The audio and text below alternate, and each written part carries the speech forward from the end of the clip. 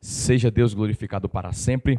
Povo de Deus, como é bom estarmos na presença do Senhor mais uma vez, para continuarmos falando, anunciando e propagando o que se diz respeito à palavra do Senhor e aquilo que o Senhor quer para os nossos corações. Esse texto que nós iremos ler fala a respeito de dois tipos de montes que o povo hebreu, que o povo de Deus experimenta ou experimentou. Um povo é o povo de Israel. O primeiro povo é o povo que experimentou as grandezas, o poder, a magnitude do que se diz respeito ao Monte Sinai, ao monte que se encontra em Êxodo capítulo de número 19, em diante que o povo de Deus ia chegar ao monte palpável, um monte que foi aceso com fogo e ao monte que era terribilíssimo, como o próprio Moisés descreveu. Mas o povo de Deus não chegou ao monte palpável. O monte de Deus, o monte Sião, não era um monte físico, mas é um monte espiritual. Ou seja, o povo de Israel tinha chegado ao monte que tipologicamente os mostrava como um povo que era escolhido de Deus para ser o sacerdócio real, para ser o povo de sacerdócio escolhido por Deus. Só que o povo de Israel falhou na sua obra, falhou na sua missão, no que se diz respeito ao trabalhar de Deus, ao anunciar o reino de Deus e fazer a missão para Deus. Isto é, o povo de Israel falhou com a missão, que eles seriam a nação sacerdotal e não apenas uma tribo sacerdotal. Todo Israel seria um povo de sacerdócio, uma nação de sacerdócio, e não como existiu depois da falha, uma tribo de sacerdote para abençoar as outras tribos, mas era para ser todas as tribos de Israel um sacerdotes de sacerdócio real, para que viesse abençoar todas as nações da terra. Sabendo disso, o povo falhou no que se diz respeito à palavra de Deus. O povo falhou porque eles não ouviram e não subiram ao monte de Deus, mas ficaram no sopé do monte, ficaram no pé do monte e não subiram para que Deus viesse pôr a palavra em seu coração. Por isso que o autor aos Hebreus, ele anuncia, ele propaga, ele proclama o que se diz respeito. O povo de Israel deveria entender que o povo hebreu não chegou a um monte Sinai, não chegou a um monte físico, mas chegou ao monte espiritual. Olha como está escrito em Hebreus capítulo 12, versículo 18 em diante: porque não chegastes ao monte palpável, aceso em fogo, e à escuridão, e às trevas, e à tempestade, e ao sonido de trombeta, e à voz de muitas palavras, das palavras, o qual os que ouviram pediram que se lhe não falasse mais, porque não podiam suportar que se lhes mandavam. Se até um animal tocar o monte, será apedrejado. Versículo 21. E tão grande ou tão terrível era a visão, que Moisés disse: estou assombrado e tremendo. Mas chegastes ao monte Sião, e à cidade do Deus vivo, a Jerusalém celestial, e aos muitos milhares de anjos, a assembleia, a universal assembleia, e a igreja dos primogênitos, que estão inscritos nos céus, e a Deus, o juiz de todos os espíritos dos justos aperfeiçoados, e a Jesus, o mediador de uma nova aliança, e ao sangue da aspersão, que fala melhor do que o de Abel. Aqui nós temos dois tipos de monte. Quantos tipos? Dois tipos de monte: o monte Sinai e o monte Sião. O monte Sinai com suas características, o monte Sinai com a sua fragilidade e com a sua dubiedade. Ou seja, as pessoas que eram chegadas ao Monte Sinai era fraco no que se diz respeito, no que tange ao sangue dos animais, porque até o próprio Moisés, para iniciar o sacrifício, ele teve que derramar o sangue de animal, um sangue inocente. Que sangue é esse? O sangue de bode, sangue de touro, sangue de animais, que é equivalente ao sangue de Abel. Vamos entender, o sangue de Abel era equivalente ao sangue de animal, porque o sangue de Abel é o sangue inocente, era um sangue derramado inocente, porque o seu irmão, com inveja da oferta que Deus recebeu, porque Deus recebeu Caim, Abel e a sua oferta, e não Caim e a sua oferta. Ou seja, Deus, quando recebeu a oferta de Caim, de Abel e não de Caim, Caim ficou com raiva, ficou com inveja, e o pecado já estava à porta, não estava conseguindo dominar. Logo, o pecado dominou a sua vida, dominou a sua mente. Caim foi tomado de uma inveja que matou o seu irmão, e o próprio Senhor testemunhou dizendo que da terra, ou o sangue clamava desde a terra onde Caim tinha derramado o sangue de Abel. Para que Deus viesse tomar como simbologia o sangue de Jesus, ele tomou o sangue de Abel, porque até antes do sangue de Jesus ser levado ao celestial, ao tabernáculo celestial, o sangue de Abel estava segurando, o sangue de Abel estava como o sangue da simbologia, o sangue do Antigo Testamento, o sangue de Abel, oh aleluia, o sangue de Abel foi posto até que chegasse um sangue maior, um sangue melhor. Ou seja, isto é, o sangue do Antigo Testamento é representado no sangue de Abel, um sangue frágil, um sangue que não podia perdoar, um sangue que não podia salvar, mas um sangue que clamava, um sangue que clamava, um sangue que clamava.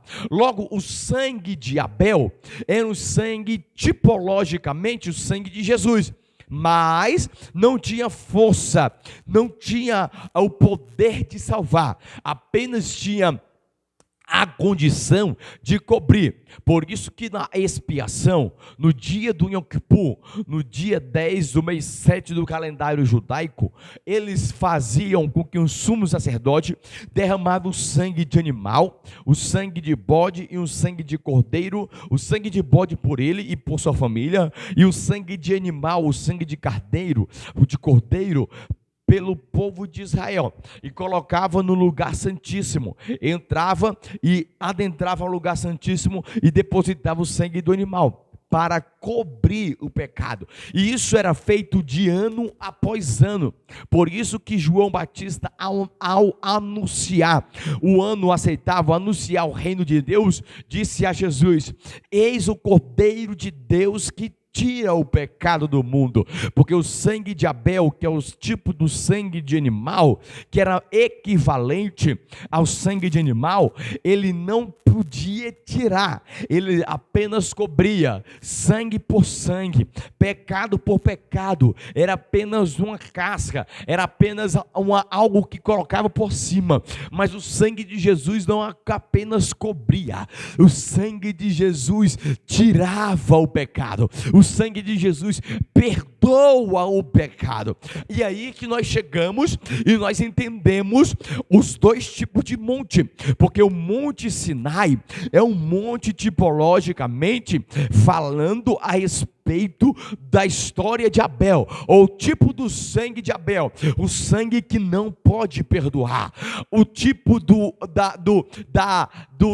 monte. O Monte Sinai é um tipo de sangue que não se pode perdoar, é um sangue que pode cobrir, mas o autor aos Hebreus diz: vós não tendes chegado ao monte palpável, mas vós tendes chegado ao monte Sião, onde Deus está, porque o sangue de Jesus foi posto, o sangue de Jesus foi anunciado, o sangue de Jesus foi colocado, porque o sangue de Jesus fala melhor do que o sangue de Abel, porque o sangue de Abel durou até hoje. O sangue de Abel permaneceu até os dias de hoje, mas o sangue de Jesus, que cobre, que tira, que limpa, que livra do pecado, ele é maior. Ele é o sangue do Cordeiro, ele é o sangue perfeito, ele é o sangue sem mácula, é o sangue sem mancha. Por isso que o sangue de Jesus é muito maior do que o sangue de Abel. O sangue de Abel fala por justiça, o sangue de Abel clamava por justiça contra o seu irmão, mas o sangue de Jesus clamava por libertação. O sangue de Jesus clama por transformação. O sangue de Jesus te liberta, o sangue de Jesus te perdoa, o sangue de Jesus te transforma, o sangue de Jesus te tira do mundo de escravidão e te faz uma nova criatura. Oh aleluia, oh aleluia. Por isso que nós não temos chegado ao monte Sião, Sinai, nós temos chegado ao monte Sião, onde Deus está. Oh, bendito é o nome do Senhor, bendito é o nome do Senhor. Agora vejamos que o monte Sinai, ele foi inaugurado com sangue. O monte Sião também, para que viesse a ser inaugurado, tinha que ser obrigatoriamente inaugurado com sangue, mas não deveria ser com sangue de animal, deveria ser com sangue precioso, deveria ser com sangue de Jesus. Ou seja, quando Jesus entrega o Espírito, ele fala: Pai, nas tuas mãos entrego o meu Espírito.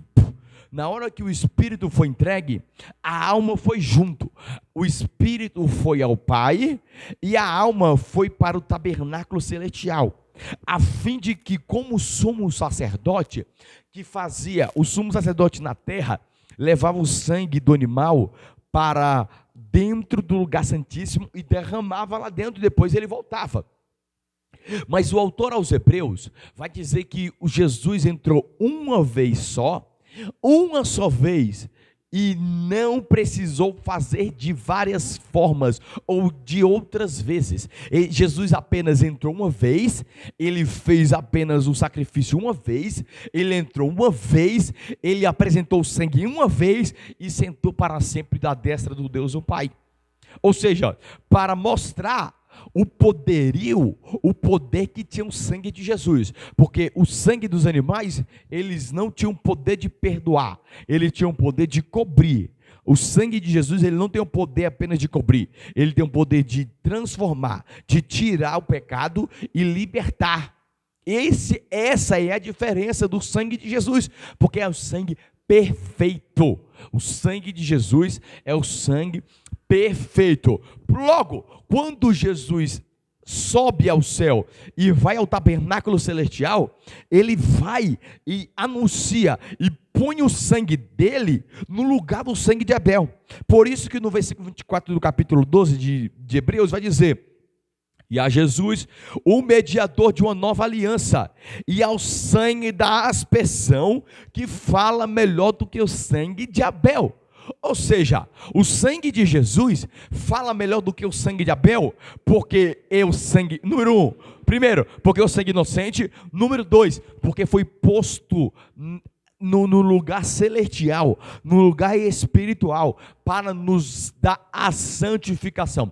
Agora entenda que as pessoas entendem santificação como algo que é de limpeza. Não confunda santificação com santidade. Santificação pertence a Deus, a santidade pertence a Jesus, pertence a nós. A santificação pertence a Jesus, a santidade pertence a nós. Repetindo, a santificação pertence a Jesus, a santidade pertence a nós. Nós, como Estado, vivemos uma santidade, mas Jesus, como santificador, nos traz a santidade. Ou seja, a santificação é algo depositado. A palavra santificação significa depositar em oferta com oferta com massa. Abra comigo Hebreus capítulo 10, versículo 11. Hebreus capítulo 10, versículo 11. Que diz assim: e assim todo sacerdote, melhor, versículo 10, na qual vontade temos sido santificados, na qual vontade temos sido santificados pela oblação do corpo de Jesus Cristo, feita uma vez, oblação no corpo. Ou seja, a palavra oblação, ela é denominada, ela é voltada por algo que é massa, ou para algo que é palpável, ou algo que é uma massa. Ou seja, oblação é aquilo que é a massa, libação é algo que é líquido. Ou seja, em toda oferta deveria ter esses dois tipos de componentes. Qual é o primeiro componente? Oblação, que é a parte sólida da massa, é a parte sólida do sacrifício. A oferta ou sacrifício é dividida em três partes. A oferta é dividida em tridimensional, ou ela é uma oferta tridimensional. O que é uma oferta tridimensional? Ela é oblação, libação e cheiro suave. Repetindo, a oferta, ela é tridimensional. O que é tridimensional? Dividida em três partes: libação, oblação e cheiro suave. Toda oferta, a partir de Levítico capítulo 1, 2 e 3, ela é dividida, ela é composta de tridimensionalização, ou de três formas. Ela é sólida, ela é líquida e ela é cheiro suave. Ela é sólida, ela é líquida e ela é cheiro suave. Em Levítico capítulo 1 vai falar da oferta de animal. A parte sólida, que é a oblação, ela é a oblação é a parte sólida, é o corpo do animal. A libação de Levítico capítulo 1 é a parte do sangue do animal.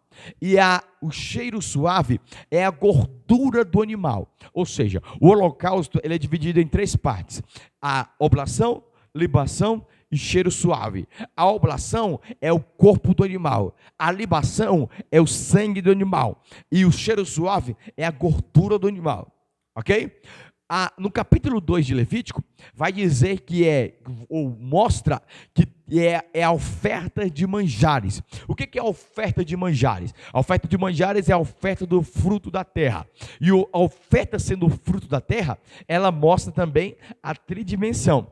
Qual é a oblação do fruto da terra? É a massa, que é a parte cruenta. Então a massa é a parte sólida, é a oblação de Levítico capítulo 2. O líquido, a libação é o suco da uva, é a parte líquida oriunda do fruto da terra.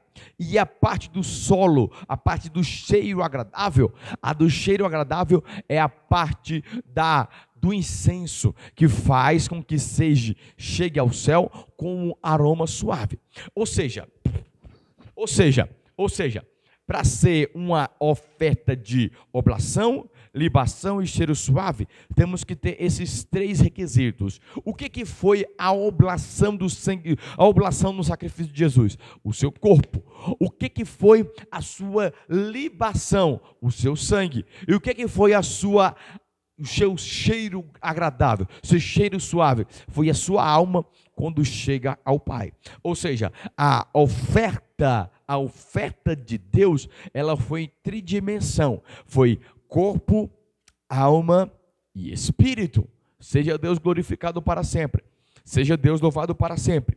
Ou seja, a santificação, de capítulo 10, versículo 10, vai dizer: na qual vontade temos sido santificados pela oblação.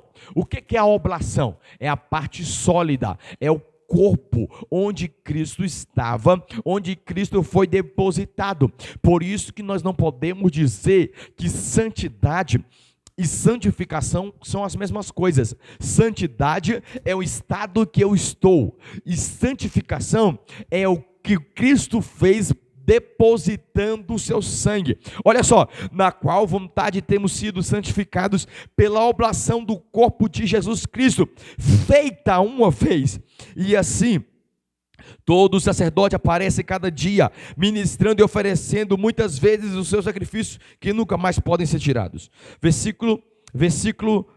Capítulo 12, versículo 14. Capítulo 12, versículo 14. Segui a paz com todos e a santificação, sem a qual ninguém verá o Senhor. Nós não podemos ver o Senhor, senão o próprio Senhor ter depositado o seu sangue por nós.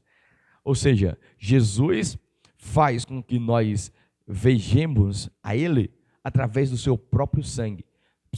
Não é por nosso mérito. Tudo é pelo mérito de Jesus. Tudo é pela vontade de Jesus. Tudo é pelo poderio do Espírito de Deus. Tudo é pelo poderio de Jesus. Nós somos santos porque Jesus nos santificou. Nós somos santos porque nós somos protegidos no mundo para que nós viéssemos ser santos. Nós somos santificados pelo sangue e vivemos uma santidade na terra porque Jesus nos conferiu esse sangue. Jesus nos proporcionou esse sangue para a glória do nome do Senhor. Deus em Cristo te abençoe. Vamos entendendo a palavra de Deus. Vamos meditando. Santidade é um estado. Santificação é um depósito feito em massa. Santidade é um estado na qual nós vivemos. Santificação é um depósito, é uma massa depositada, é uma oferta depositada em massa, o corpo de Jesus. Por isso que em João 17 vai dizer: santificai-vos na verdade, a tua palavra é a verdade. A santificação é o depósito da verdade. Jesus se autodepositou para que nós viéssemos ser santificados nele. Deus abençoe, prospere, e que nós possamos ser santificados em Cristo, em nome de Jesus.